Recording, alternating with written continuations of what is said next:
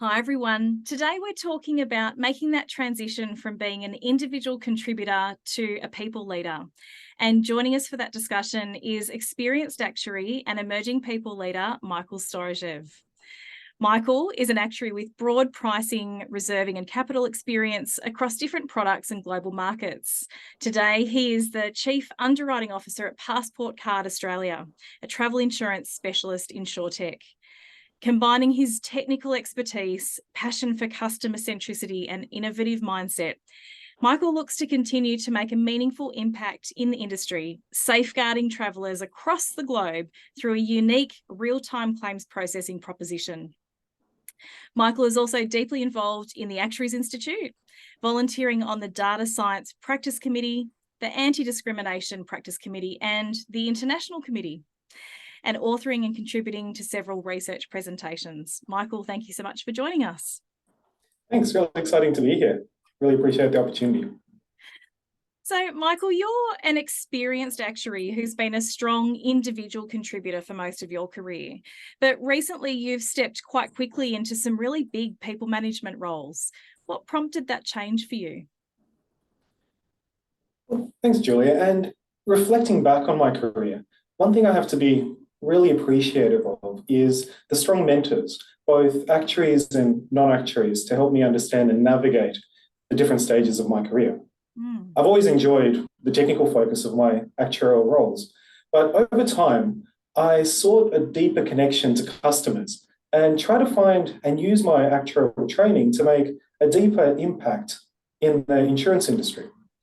I found that in travel insurance, which I actually accidentally landed in after taking a little bit of time off to pursue overseas studies and taking on what was supposed to be a 6-month temporary role. But at Covermore Travel Insurance, it actually turned out to be almost a 7-year span. And in that niche, in that product line, focusing on customer centricity and data-driven innovation, even as an individual contributor, I found that I could maximize what I was involved in by leveraging the organization around me, collaborating. And for me, that was always critical. I wasn't a manager at the time, but I was still able to influence different parts of the company through that collaboration.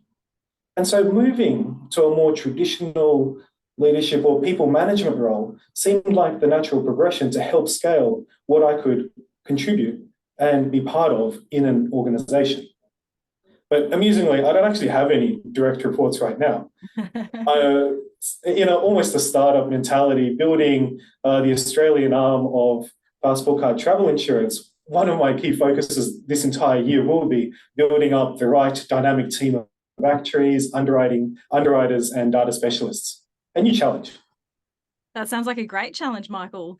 So it also sounds like it was kind of by accident that you ended up working in this space, and that, stepping into a people management role was one way that you could scale the impact that you could make, and really the way that you could help people and help customers by stepping into a management role, as well as harnessing and leveraging your technical skills. That's it. And it took me a while to find where I could best contribute, but once I found the niche, once I found the product line, once I found the best way to help customers, I just wanted to find the most diverse and the most expansive way of achieving that. That's really cool. That's really cool. And I remember hearing about the work that you did in terms of mental health and travel insurance, and how pioneering that work was, but how important that was to meet the customer's needs. So it sounds like you found your niche, but you've also been able to really use your skills to help customers in a way that they haven't been able to have that access to those products in the past. That's exactly right, Julia. And for me, it was a great example where that opened my eyes to how best to collaborate with a wider organization. As you mentioned, it was helping change legacy travel insurance products to provide coverage for mental health. And I'm not a psychiatrist, a psychologist, I'm not a medical professional. So I could never really rely just on my expertise, no matter how much data I had. And in fact, we didn't really have that much pure mental health data. So where I found the actuarial skill set could best contribute was by finding all the disparate sources of data, which in itself couldn't really solve the problem, but then merge it and overlay that with the expertise, the experience from those professionals that did understand mental health from a very, very detailed perspective. The doctors, the nurses, the psychiatrists that we had access to that worked with us. And so through collaboration with our claims teams, we were able to understand how best to structure those products together. You're right. I mean, we are actuaries. We're not medical professionals, but to be able to do some of the things that you've been able to do, we have to communicate with non-actuaries and engage with people outside of our actuarial teams. And I'm looking forward to asking you a little bit more about what that was like and how you did that a bit later in the interview. But next, I just wanted to touch back on, that transition from individual contributor to people leader, because it sounds like you were a very strong individual contributor. You were good at your technical work. What was the hardest part for you? You knew why you wanted to become a people leader because you felt you could maximize more impact that way. But what was the hardest part in making that transition? Yeah, it's a great question, Julia. And the most obvious one, of course, is adjusting to the new responsibilities. It often means a shift from the technical work to more managerial tasks, for more communication. And this adjustment can be challenging as it requires a new skill set. And for me, it required understanding what people management involves, strategic planning, and also decision making. With myself, I love the technical side of my actuarial roles, the analytics, building data science, pricing models, even Excel. I remember my wife walked in my office earlier this year at home and expressed amazement that I had this huge Excel file open, a screen full of numbers. Apparently, she hadn't seen that for a couple of years. Apparently, I hadn't touched Excel for some time. But in a leadership role, exactly. And in a leadership role, I had to give up some of that fun to the team to let them develop in the same way that I had developed, or even in a better way. And so being able to identify what you have to give up is a skill in itself. Right. And that was probably the hardest bit for me. Yeah. So stepping away from the technical side of things, because and that is hard when that's where you're so strong and you've got the experience and you know what you're doing, to be able to step back and let someone else do that, as you say, that is a skill in itself. It is, but if you do it right, it also gives you the ability to scale yourself. Instead of being too focused on the first round of the analysis, you've got a chance to then review it, understand how it also connects to other parts of what the team is doing, and as a whole, find a better solution. So that was the way that I forced myself into making that step, which I found really hard to give up. So by focusing on the bigger picture of what you could then do if you could step back from it, that was helpful in making that transition? Definitely. And it also then meant that I was surprised with how others were able to try and solve the same challenges that I was going through previously, but in a different way. It helped me grow as well from a technical perspective. And that was surprising? It was. I kind of expected it, but it's always a nice surprise. And you're like, oh, that's a great way of thinking about it. Well, I should have thought of that as well. Yeah. And it's funny, isn't it, when we step into those manager roles and we think, oh, nobody else could possibly do it as well as we could. And then you step out and you step back and you put some trust in your team and they come up with something that you hadn't thought of or something better. And you're like, wow. And yeah, very, very cool. It is. And, from one side, an actuary moving into a manager role is quite difficult because it's a very different skill base. But at the same time, the actuarial profession is so strong that you know that almost all actuaries that you pass on a task to, if you give them the right frameworks, if you give them the right direction, they'll be able to excel with that task. Yeah, that is a really good point, Michael. We are really lucky to have such a talented profession, and that you're right, with the right guidance, they will usually do very well. So it does make our jobs a bit easier as we step into management roles. I'm curious to know, Michael, how your view of the role of leader has changed now that because sometimes, before we become a leader ourselves, we've got some, perception about what that will be and what leaders are meant to do. But now that you've made that transition, how's your view changed of what a leader, what the role of a leader is? Julia, I kind of feel sorry for my former managers, for my former leaders, because I must have been a very difficult team member to manage at times. Because stepping into a leadership role has significantly heightened my own self-awareness, particularly with respect to my own limitations. I've come to realize that it's almost impossible to accomplish every single goal that I set out for myself in this position, or the stretch that I want to achieve. Yet that was exactly the yardstick in the past that I found that I expected of my leaders. Wow. I expected a lot out of them.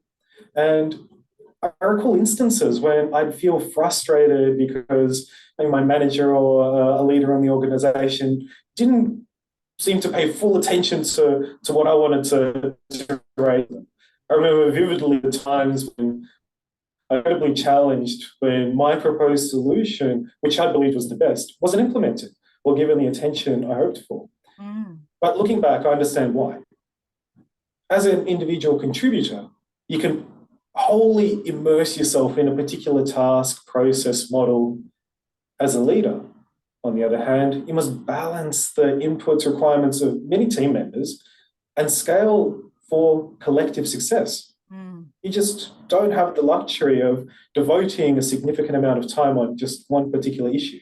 And making those decisions is difficult, but it's required of anyone in a leadership position. Yeah, it's a different perspective, isn't it? So when you were a team member and then your work wouldn't be sort of moved forward, you'd feel frustrated that your manager wasn't doing that. But now you've realized that a leader's got kind of a whole lot of different issues or plates spinning and a whole different sort of perspective on what needs to be done or timelines. And it's a different challenge. And when you flip it on its head as well, when I was early in my career, I'd always be worried about not receiving recognition for some of my efforts. You do a piece of work as an analyst, it goes up to your manager, they present to kind of a leadership team, and maybe they'll mention your name, maybe they won't, and you always want to think, was my work okay? Did they realize I did a great job? Yep. They might have discussed it for like 2 minutes, but it might have been the most important thing to yourself as an analyst. Yeah. But looking back on it, I could understand the balance required. And more recently, through the lens of a leader, what I found to be what makes me most excited is when I can help the collective team or specific team members being recognized and rewarded for their individual contribution. The role of the leader, it might look as though it's just take credit for what everyone does, but it's not. It's to advocate for the individual members of the team. It's to publicize their contribution. And in my view, it's especially important for actuaries as leaders, because as actuaries, we have a habit of being a bit quiet. We do a lot of work that goes under the radar. So being able to recommend team members to be recognized, say, for monthly employee awards or quarterly awards, and having the wider business recognize their contribution is really rewarding as a leader. Yeah.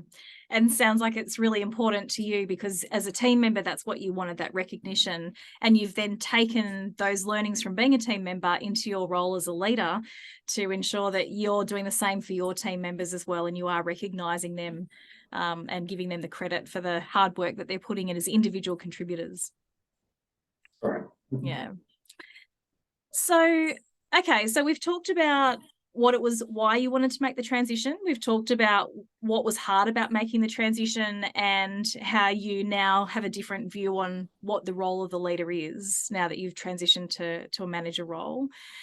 I want to go back to what we were talking about earlier around working with people outside the actuarial team, because that can be one of the things that's really tricky as we move. When we're an individual contributor, particularly in an actuarial team, we might only have to talk to other actuaries, and we all generally speak the same language, and it's usually quite easy for us to talk to each other. But as you step into a people management role, and you talked about this too, Michael, in your role as you were building out the mental health clauses in the travel insurance, what was it like for you, or what have you found helpful when you've had to engage with people outside the actuarial team, or outside more technical teams? And you're talking about the likes of doctors and nurses, but also even within an insurance company, just working outside the actuarial team. What have you found helpful when you're engaging with those people who are not actuaries like us? Yeah, engaging with teams outside of actuarial teams.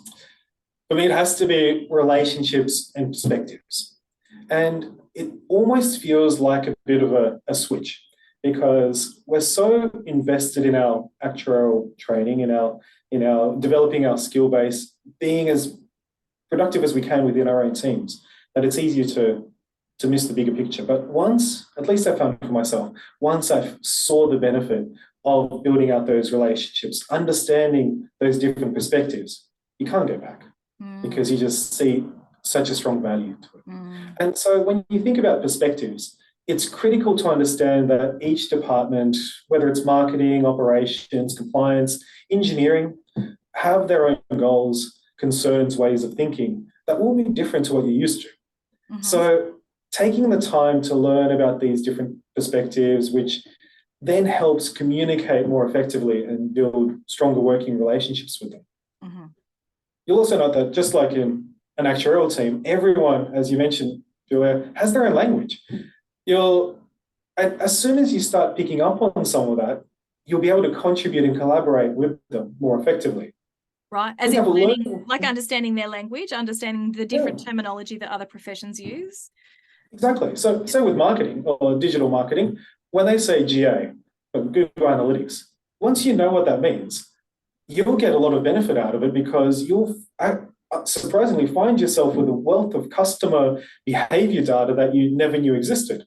But when you just see GA on a report, you'll just glaze over it. So for me, it was about finding the time to have almost informal conversations, learning sessions with different departments, with taking the time for, say, a coffee or a chance to understand the sort of problems that they're solving, because a lot of the time they're very similar, just expressed in a slightly different way. Yeah, using different words. So for you, it was about building relationships with people outside your team and starting to learn their lingo, learning some of the terminology that they use, and putting yourself in their shoes to kind of understand where they're coming from, but being able to communicate with them using their terminology.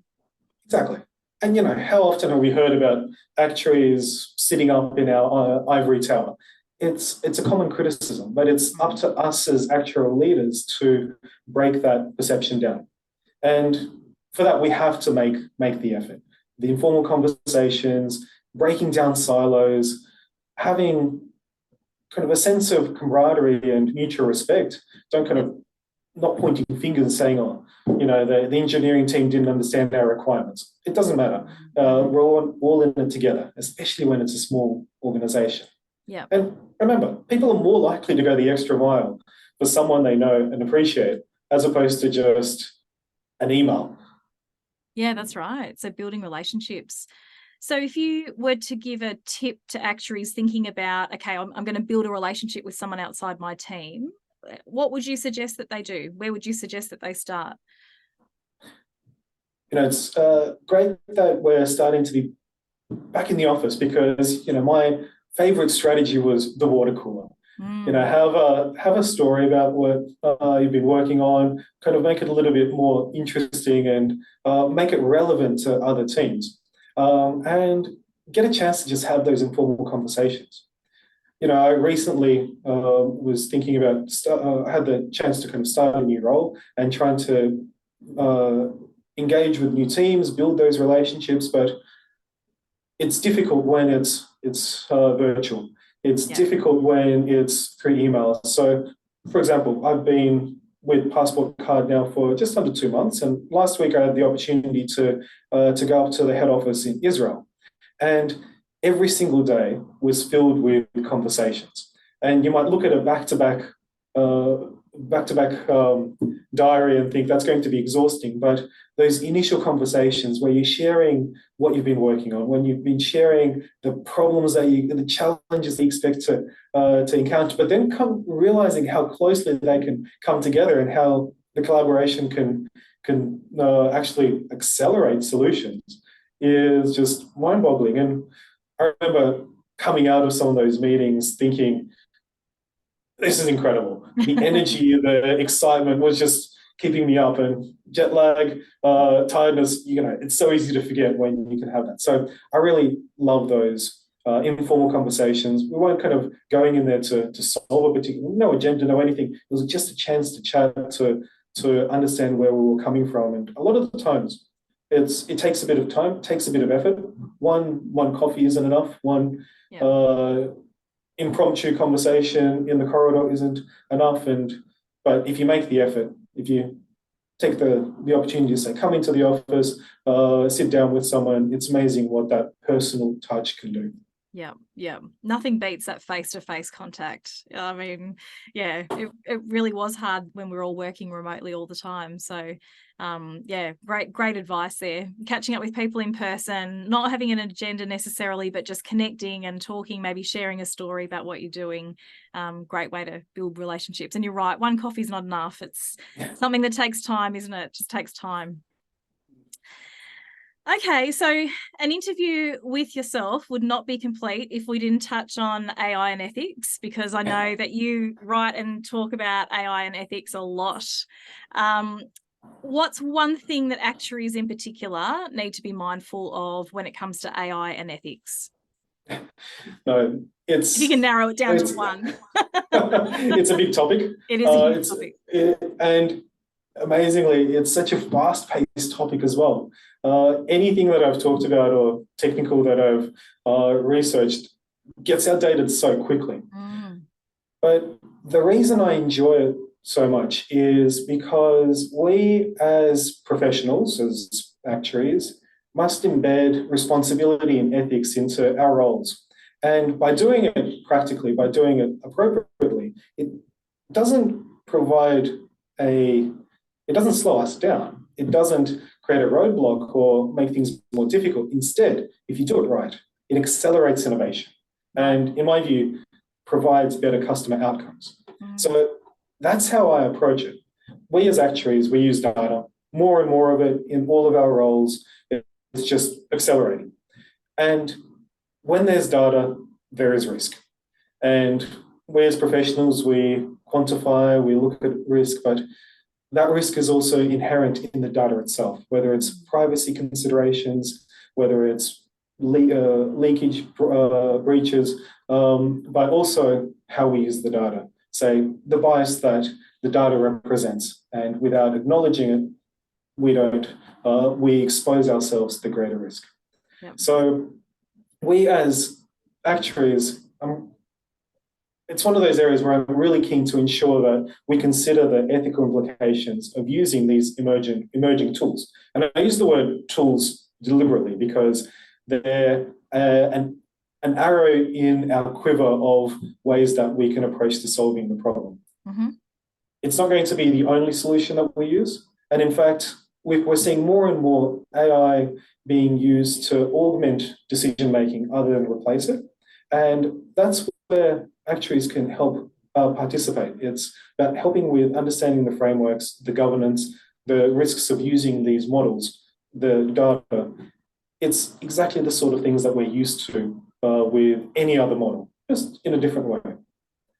And so that's where I feel we as actuaries should be playing, and of course, weighing up the social implications of anything AI related, rather than being enticed by the shiny allure of some golden new hammer that everyone is talking about, is always the mindset and the word of caution that we should have in the back of our mind.